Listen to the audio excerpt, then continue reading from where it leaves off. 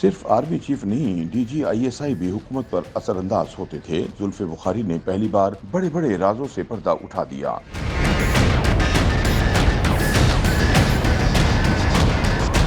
سابق وزیر اعظم عمران خان کے معاون خصوصی زلفی بخاری کا کہنا ہے کہ ہماری حکومت میں صرف آرمی چیف نہیں بلکہ آرمی چیف کے علاوہ نمبر 2 بھی اثر و رسوخ رکھتے تھے۔ صرف آرمی چیف نہیں، جنرل فیض حمید بھی حکومت پر اثر انداز ہوتے تھے۔ Online digital website سے بات کرتے ہوئے زلفی بخاری کا کہنا تھا کہ یہ ممکن نہیں کہ آرمی چیف کی سیاست میں مداخلت ہو اور آئی ایس آئی سربراہ کی نہ ہو۔ ہمارے نظام میں آرمی چیف سے زیادہ ڈی جی آئی ایس آئی کا اثر و رسوخ ہوتا ہے۔ چھوٹی چھوٹی چیزوں میں بھی کہیں نہ کہیں کوئی ان کی ریکمنڈیشنز اور یہ اور وہ، چاہے چیف سے نہیں تو پھر ون ڈاؤن یا ڈی جی آئی سے یا کہیں سے، تو آئی تھاٹ کہ یہ ساری چیزیں نہیں ہونی چاہیے۔ زلفی بخاری نے فوج کا نام لیے بغیر کہا کہ چھوٹی چھوٹی چیزوں میں بھی کہیں نہ کہیں سے ان کی سفارشات آ جاتی تھیں۔ اگر آرمی چیف سے نہیں تو ڈی جی آئی ایس آئی یا کہیں اور سے آ جاتی تھیں۔ نہ صرف آرمی چیف بلکہ ٹاپ 2 کی طرف سے بہت زیادہ اثر و رسوخ تھا، اور جب اثر و رسوخ زیادہ ہو جاتا ہے تو کئی لوگ اپنے مفاد کے لیے بھی کام کر رہے ہوتے ہیں۔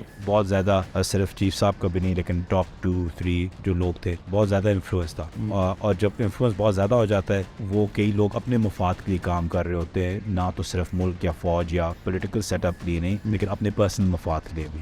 زلفی بخاری نے مزید کہا کہ کئی بار سوچتا تھا اسٹیبلشمنٹ کی حکومتی معاملات میں بہت زیادہ مداخلت ہو رہی ہے۔ ایسا نہیں ہونا چاہیے تھا، کیونکہ اس سب کا ملبہ سیاسی جماعت کے اوپر ہی آتا ہے اور پھر بات وہیں آ جاتی ہے، جیسے عمران خان صاحب اب کہہ رہے ہیں کہ میرے ہاتھ پاؤں بندھے ہوئے تھے، میرے ہاتھ میں کچھ نہیں تھا۔ بات وہی آ جاتی ہے جو خان صاحب بھی کہتے ہیں کہ جی میرے ہاتھ میں کچھ تھا نہیں اور میں چلا نہیں سکا اور یہ نہیں کر سکا، تو وہ سچویشن وہ پھر بن جاتی۔ زلفی بخاری کا کہنا تھا کہ ہمیں بھی اس سے سیکھنا ہے کہ ایک بندے پر اتنا انحصار نہیں کرنا چاہیے۔ جب کسی فرد پر آپ حد سے زیادہ انحصار کر لیتے ہیں تو وہاں ذاتی پسند ناپسند آ جاتی ہے، جس کا نقصان حکومت کو اٹھانا پڑتا ہے۔